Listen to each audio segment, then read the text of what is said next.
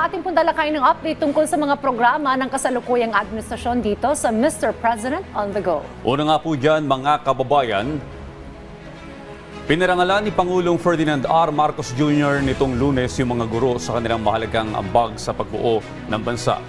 Kinilala rin ng Pangulo yung kanilang papel sa paghubog ng mga kabataan at sa pagtuturo ng mga pagpapahalagang nagbubuo ng isang responsableng henerasyon.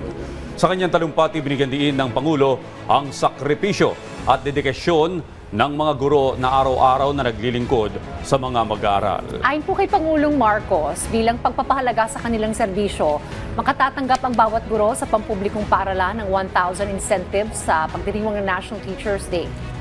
Kinilala rin po ni Pangulong Marcos Jr. ang dalawang tinaguriang bayani ng DepEd, sina Teacher Marivic Villacampa ng Cavite na patuloy na nagtuturo sa kabila ng kanyang sakit na cancer at Teacher Mary Jane Riotica ng Laguna na naglunsad ng proyekto para tulungan ng mga magulang at mag-aaral sa kabuhayan.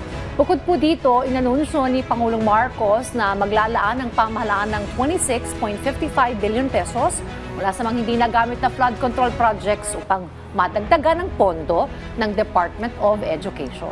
Gagamitin yung pondo para sa pagpapatayo ng mga silid-aralan, pagpapabuti ng nutrisyon ng mga kabataan, pagtaas ng sahod ng mga guro at modernisasyon ng mga paaralan. Tiniyak po ni Pangulong Marcos Jr. na patuloy na magsasagawa ng mga programa at paglaan ng pondo ang pamahalaan para sa mas maayos na serbisyo sa sektor ng edukasyon.